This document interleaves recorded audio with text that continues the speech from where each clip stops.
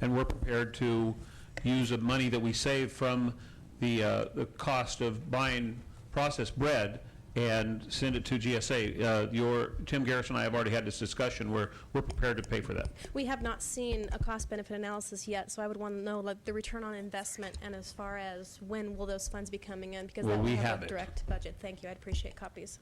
Okay, Jennifer, before I go to you, we're out there, members of the Just public. one second. Okay. I just wanted to say the CEO's office, as far as I know, hasn't seen a cost-benefit analysis on that either. Any other members of the public want to speak? Linda McClure with SEIU, and I didn't want to speak specifically about the sheriff's budget, so I don't know if you want me to wait or do my spiel now. Start speaking. On just in general. Okay. First of all, I wanted to say that I think the Washington lobby effort is a very good idea, and there is money for local government in the federal stimulus package that was passed. However, it will require counties being proactive, local government being proactive, and going out and capturing all the money that's available. So I'm glad to see you're starting that and encourage you to keep doing that. I also wanted to commend Carmel Angelo and her management team in HHSA for keeping the layoffs to the minimum, the planning ahead that they did that resulted in that being kept to a minimum. The MTO program is in place and we're proceeding. There's a few glitches in implementation that we're hoping to resolve soon. We did meet last week with county administration and other bargaining units who agreed to participate in the MTO with a goal of continuing budget review and the feasibility of other cost-saving and revenue-generating measures. And we look forward to bringing, I look forward, I can't speak for the group, but I look forward to bringing recommendations back to you. I do want SEIU to go on record as having extreme concern that 2 of the bargaining units have refused to join the rest of the county workforce in the MTO program. The public attorneys and the sheriff's management are leaving their portion of budget savings to the tune of $250,000 for the rest of the county workforce to pick up. Our bargaining unit had no intention of taking a pay reduction and some layoffs to maintain the attorneys and the sheriff management's positions and maintaining their wages.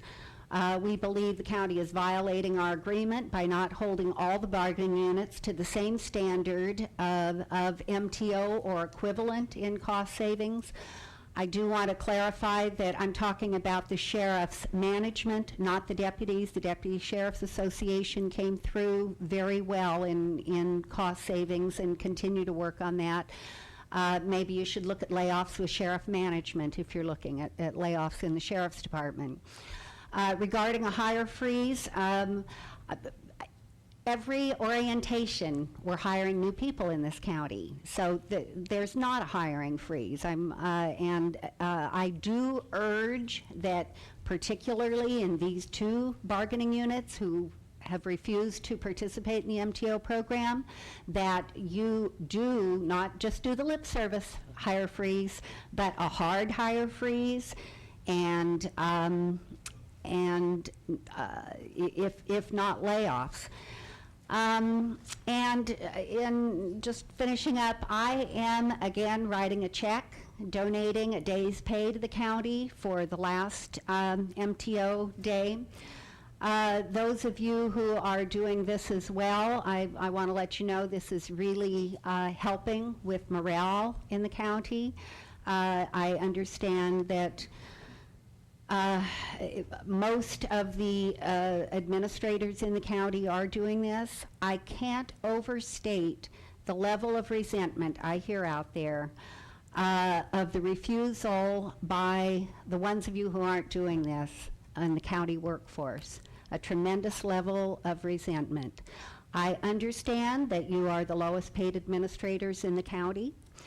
I understand that you have not received the same pay raises that the other 5 elected representatives have. And I just need to say that this loss of wage hurts. This check, I have a lot of other things I could do with this money, but as my wages are paid out of our county workers' dues money, that I feel a moral obligation to take the same hit that they are taking, even though it hurts. But most county workers are suffering this wage loss to balance the budget that you are ultimately responsible for. They are bailing you out.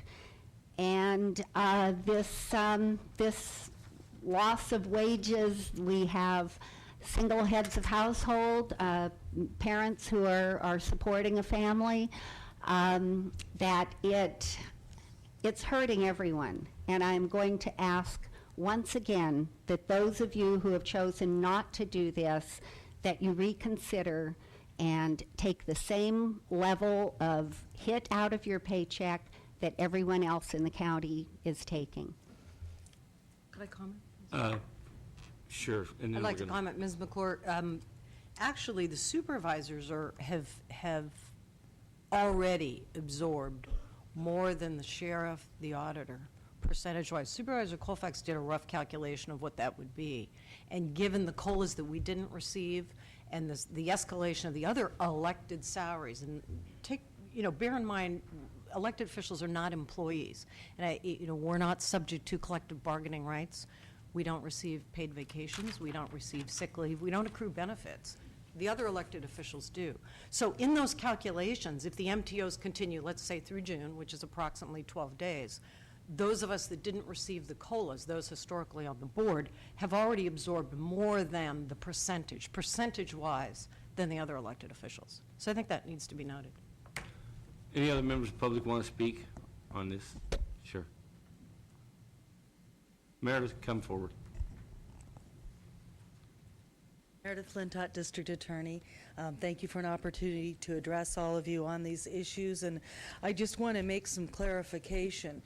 My office, and I could be wrong, is one of the few that has, I would say, 5/6 bargaining units. So I've got the whole gamut, all right? And one of the unions that has been singled out is the Public Attorneys Union. And part of what I don't think that the public understands, and I don't think the board understands, is that unit within my office has taken substantial cuts, yet they have not been put into the mix or the calculations. We were told in January, all of us, if you took a voluntary time off day, that would go towards mandatory time off should it be imposed. 2 of my top, most senior, highest paid deputies came to me immediately and immediately signed agreements for voluntary days off. They did not do 1 per pay period. They are doing 2 per pay period. So that means the other attorneys are picking up some of the most difficult work on the Fridays they're not there. So we're without these people every single Friday. That is a hit. We've also had some of the other deputies that have taken voluntary time off. That has not been calculated. So we've also had the chief deputy turn in her car. That's a cost savings. I'm an elected attorney. I've taken the pay cut. My assistant DA is a management bargaining unit. She has taken it.